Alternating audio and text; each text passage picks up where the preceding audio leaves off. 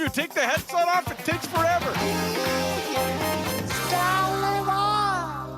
Here he I was is. starving. I haven't had anything since 6 a.m, and then boom, I thought I'd sneak in a banana. Bad move. You forgot the banana line. We still have the banana line there, Yeah. huh? Okay. All right. And just because I eat 2 every day and I bring it to work, because I knew I was coming on with you guys, I ate the bananas before Donnie and Dhali started at 10. Oh, so yeah. So Are you low on potassium? I'm glad you're appropriately No. potassiumed. Yeah. No, it's not a potassium thing. I'm just a big fan. I love them. They give you the potassium you need, all the potassium. And the other thing that gives you good potassium is broccoli, which I eat every day too. Listen, before we get going, something's going on here. What is it? I got Drant sitting in Palm Springs. I got Sekeres going to Mexico. What is going on? Yeah. Like, It's almost like the Canucks started 8-15, and people went, "Okay, I don't think those games in April will be all that significant." Yeah, no, I say to Blake Price, why the hell are we not in an exotic place? I got to work, man. Got to work. Lots of mouths to feed. Well, got to work. In fairness, neither of you worked last Friday, right? Yes, but we didn't hop on a plane to go to Mexico like Fair you. enough. Fair enough. Yeah. Rick Dhaliwal is one half of the team, Donnie and Dhali, weekdays on Czech Television, 10 to 12, our Friday Canucks Insider. And boy, the worm has turned on Bruce Boudreau here in the last couple of weeks, from not sure he's going to be back, not sure he's management's guy, to, as Dregs told us on Wednesday, Dreger, say, he's going to be back, I think, with or without a contract extension, but perhaps, and it looks like the wind is blowing towards contract extension. What are you hearing? About a week ago, I just got the sense the tide was turning, and the other thing for you guys, 3, 4, 5 weeks ago, there was not very positive when you asked about is Bruce going to be back, and it's not hard to believe that you got a new general manager who might want a new coach. So, those things all factor in. But I definitely get the feeling in the last week, the tide is kind of like, okay, I think we want this guy back. It would be an absolute PR nightmare if we didn't bring him back, because all he keeps doing is winning and winning and winning. He's 30, 15, and 8 under, since he's arrived in Vancouver. And do you really want 3 coaches in 9 months, 3 different voices, 3 different systems? Do you want the core of your hockey club to have 3 different coaches in 9 months? Probably not. So just the feeling is Vancouver does want him back, but they now have to go through this this contract work. And okay, so he does have 1 year for next year, and they could just say sign on the dotted line and you're back for next year. But everybody wants security in life, whether it's you guys, us, or Bruce. Can the Canucks carve out a 3-4 year deal for him? And maybe he probably was looking for security, might want 4. The Canucks might say 3 is fair. Who knows? All these things are at play. Nobody really knows. They've been tight-lipped.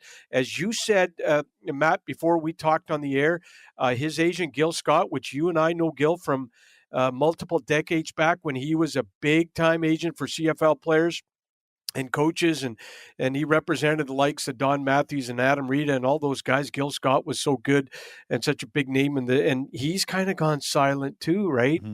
And so when people start returning texts and calls, something's going on. Yeah, well, it sounds like the 6-game winning streak may have secured Bruce for next year.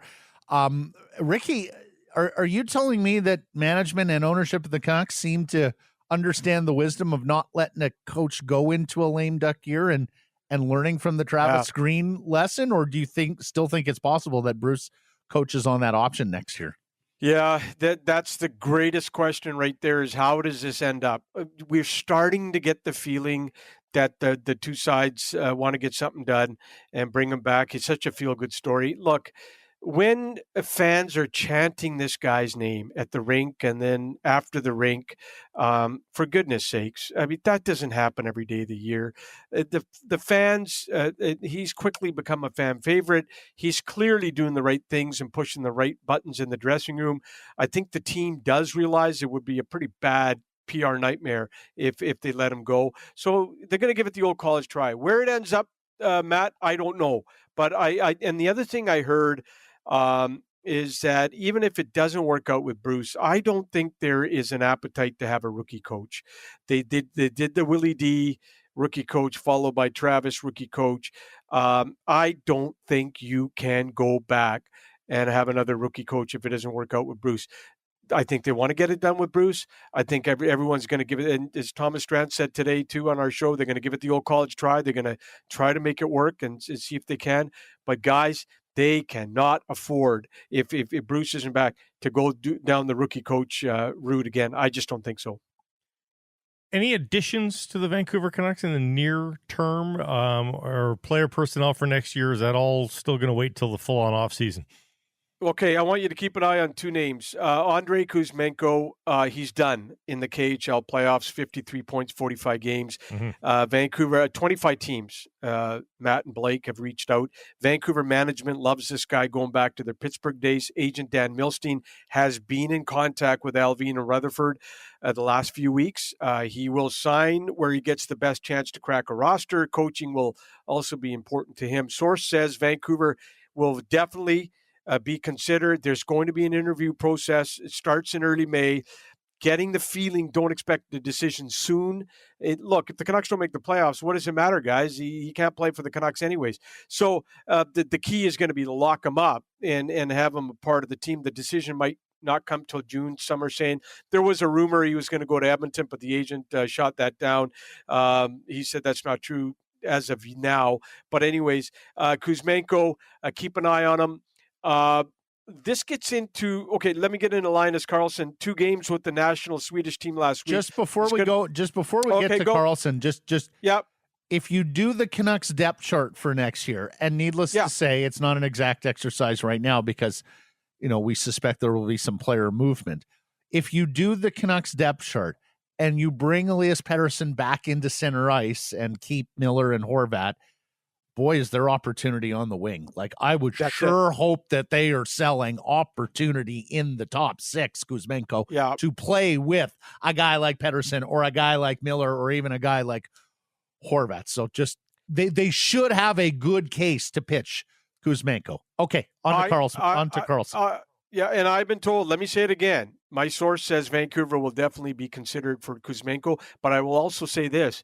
Just like you stated Vancouver's opportunities, don't you think every team's got, hey, come play with this guy? Well, come play with this guy. But some teams, Ricky, have, are loaded NHL wingers loaded up and under contract, right? So that's the one thing that, now, that's true. If you go through the league, you can find teams, and particularly the poor teams, that have opportunity as well. It's not like Vancouver is exclusive in being able to offer top 6 opportunity, but they may have the nice balance of being able to offer top 6 opportunity with not a lot of competition and play with a good centerman, which I'm not sure everyone does. Sorry, I interrupted. Go ahead. No. You make a very valid good points. Linus Karlsson, 2 games with the national team this week. He's going to go to Czechoslovakia for a tournament this week. Maybe in tough to make Sweden when they start plucking NHL players from teams that don't make the playoffs for Sweden's national team at the Worlds.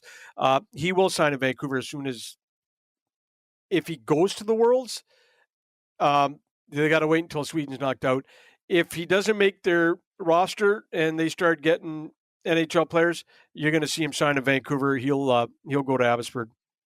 No doubt about that at all. Mm-hmm. And also, just let me get this in. Yeah. Arshdeep Bains, Red Deer Rebels playoffs. When those playoffs are over, and if Abbotsford's still going, I think you'll see him show up in Abbey as well. So the potential for these 3 guys, Kuzmenko, Karlsson, and Bains, to end up here in Vancouver, it's in the near future. Going to the Czech or going to Slovakia? Hold on a sec. I was told that he's going to Czechoslovakia this week for a tournament. What are you telling me something, Blake? Czechoslovakia hasn't existed in more than 30 years. My source this morning used that word, Czechoslovakia. This is Price. I'm up here, Harvard.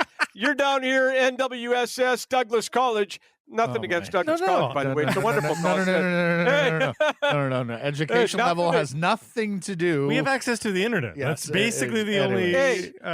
If my source if my source said to me they're going to Czechoslovakia this week, how am I to blame? I'm passing the information. No, not your fault. You're not supposed to vet it to some degree, Ricky, but that's okay.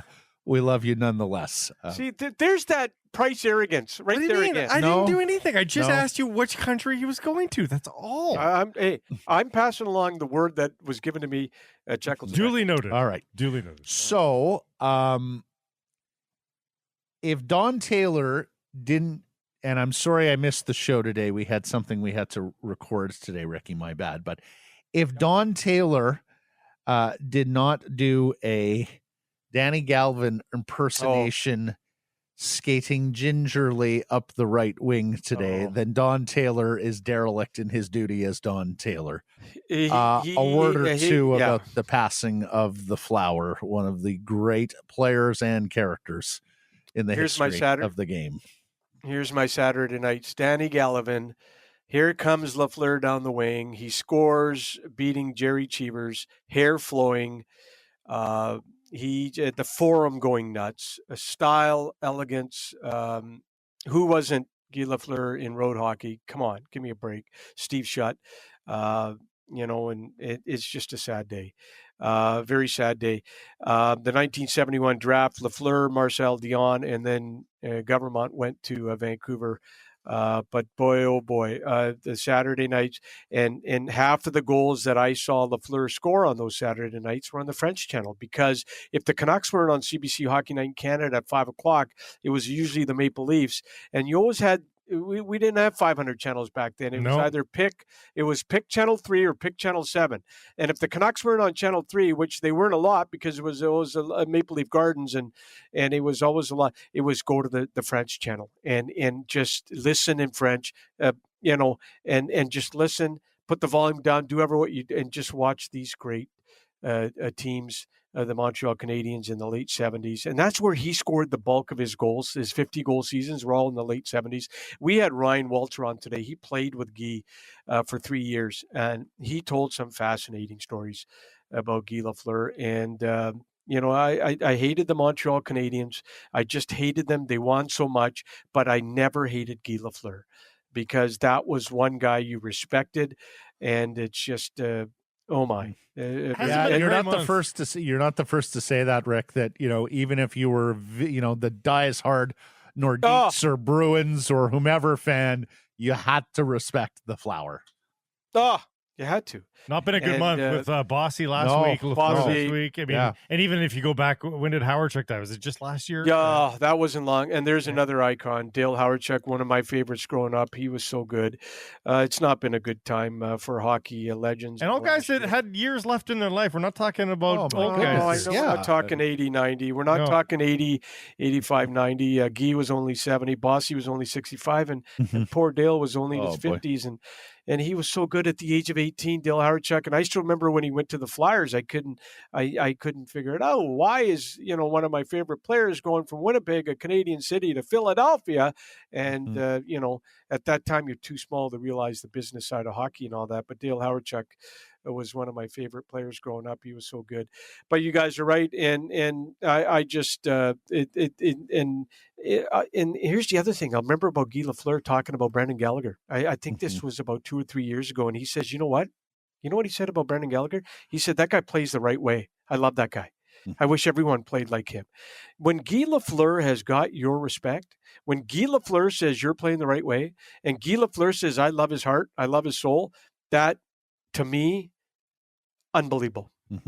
Ricky, thank you for this. Have a fantastic weekend, and we will catch up next Friday, my man. And I'm going to call my social studies teacher right now and get an update on Czechoslovakia. Yes, there's a story there for sure. Thanks, Rick. Rick Dhaliwal. Again, it wasn't me. I'm passing along info. Anyways, noted. Thank you, have a good weekend. Have a good weekend, Matt. Thank you, Rick. I was people into curious. His process there. I'm just passing along. Always picking away at you. Always picking away at your mistakes. Always Price. That's Price in a nutshell. No. Accuracy. That's all. I was just trying to get accurate information. I'm not. Accuracy and me don't get along. Believe me. Rick Dhaliwal, everyone, the one and only.